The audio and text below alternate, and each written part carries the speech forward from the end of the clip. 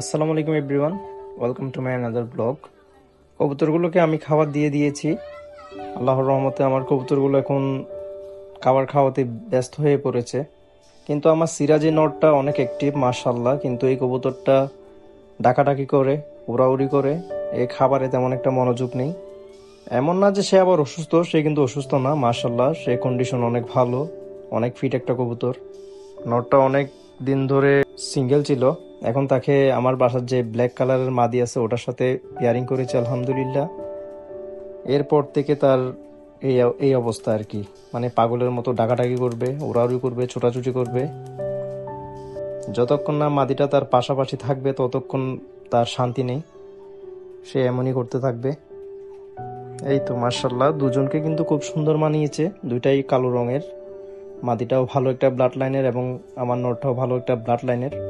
ইনশাল্লাহ আমার চ্যানেলে আমি ভালো ইউ শেপের লাহোরি কবুতর কালেক্ট করব ইনশাল্লাহ। আর এগুলা দেখতে হলে অবশ্যই আপনাদেরকে আমার চ্যানেল এবং পেজের সাথে থাকতে হবে,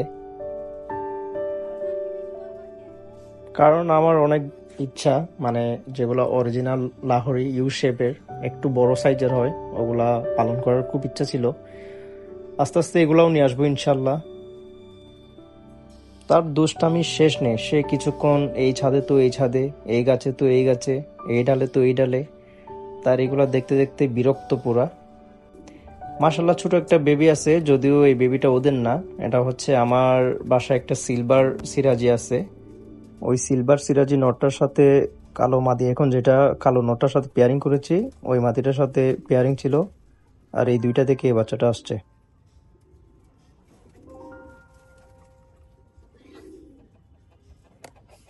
আমার এই কবুতরটি একদমই নতুন, সবেমাত্র অ্যাডাল্ট হয়েছে, যার কারণে এটা একটু বেশি অ্যাক্টিভ, ডাকাডাকি করতেছে, ঘোরাঘুরি করতেছে এই আর কি। আর সেই পাকে আমি কবুতরগুলো একটু গোসল করানোর জন্য পানি দিয়েছি। আর অবশ্যই মনে রাখতে হবে এখন শীতকাল, শীতকালে কবুতরকে অবশ্যই কুসুম গরম পানিতে গোসল করতে দেওয়াটাই হচ্ছে সবচাইতে ভালো। না হয় সর্দি ঠান্ডা কাশি এগুলা লেগে থাকতেই পারে, বলা যায় না, সেই জন্য সতর্কতার জন্য আমি এই পদ্ধতিটা অবলম্বন করি। আবার আপনি চাইলে যদি আপনার কবুতরের পালকে কিছু উকুনের মতো পোকা এবং কিছু মাছির মতো পোকা দেখা যায়, ওইরকম যদি পোকা থেকে থাকে তাহলে আপনি পটাশ ইউজ করতে পারেন। আরও নানা রকম মেডিসিন পাওয়া যায়, ওগুলা ইউজ করতে পারেন পানির সাথে। তাহলে ওই পোকাগুলো থেকে আপনার কবুতর মুক্তি পাবে এবং পালক ডানা এগুলো সুস্থ থাকবে। বিশেষ করে যারা রেস করায়, রেস করলে কবুতরের ডানার পালকগুলো একটু ভালো থাকা দরকার। সো সেহেতু তারা এই মেডিসিনগুলো ইউজ করলে ভালো রেজাল্ট পায়। যেহেতু আমি কোনো রেস রেস করাই না, আমি কোনো রেস খেলিও না, নিজেও এখনো কোনো টস করি নাই, ইনশাল্লাহ এগুলো ইন ফিউচার করার ইচ্ছা আছে। সেজন্য আমি তেমন একটা মেডিসিন বা সাপ্লিমেন্ট ইউজ করি না তাদের উকুন বা পোকার জন্য। আমি এমনি নর্মাল কুসুম পানি দিয়ে তাদেরকে গোসল করাই।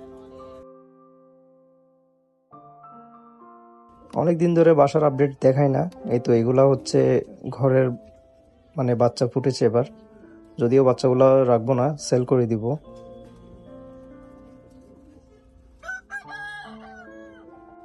মাশাল্লাহ এগুলা ডিম নিয়ে বসে আছে, এদেরও বাচ্চা ছিল, এগুলাও সেল করে দিছি। নতুন ডিম পারছে এবার একটা, আর একটা বাকি আছে, ওটাও পারবে আরেকদিন পর।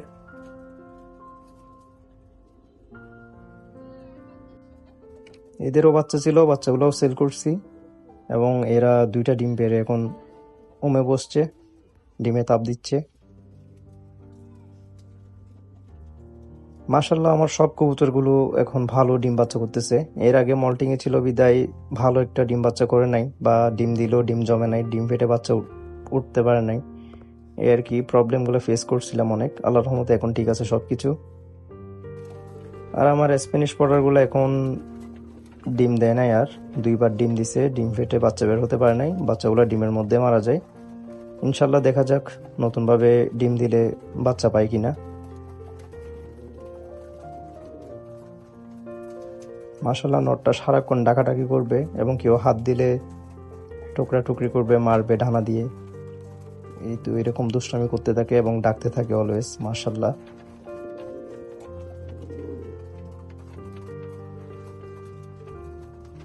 অন্য কবুতরের সাথে মারামারি করে চোখে একটু হয়তো আঘাত পাইছে, যার কারণে চোখটা একটু ঘোলা প্লাস পানি পড়তেছে মনে হয়। এটার জন্য আমি সিপ্রোসিন ড্রপটা ইউজ করি, আপনারাও ইউজ করতে পারেন। যদি চোখের কোনো সমস্যা, পানি পড়া বা অন্য কোনো প্রবলেম দেখা দিলে আপনারা এই ড্রপটা ইউজ করতে পারেন। খুব ভালো একটা ড্রপ, আমি ইউজ করে ভালো রেজাল্ট পাইছি এটাতে, সেজন্য আপনাদেরকেও সাজেস্ট করা।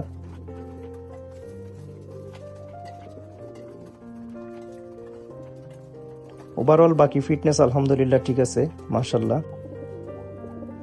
এই তো এরাও ডিম দিয়ে দিয়েছে আলহামদুলিল্লাহ, এদেরও বাচ্চা ছিল, সেল করে দিছি। আর এর আগের ভিডিওতে রেসার কবুতরগুলোর আপডেট দিয়ে আছে, আপনারা চাইলে ওগুলো দেখতে পারেন। এগুলো আমার রেসার কবুতরগুলা, যদিও ওদের থেকে এখন আমরা কোনো বাচ্চা পাইনি, শুধু একটা বাচ্চা পাইছি। এই যে বাম পাশের পেয়ার থেকে একটা বাচ্চা উঠাইতে পারছি শুধু। আর এই মিলিগুলা ডিম দিছে, ডিমগুলা জমে নাই আনফরচুনেটলি। দেখি এবার আবার ডিম দিবে, দেখা যাক কেমন হয়।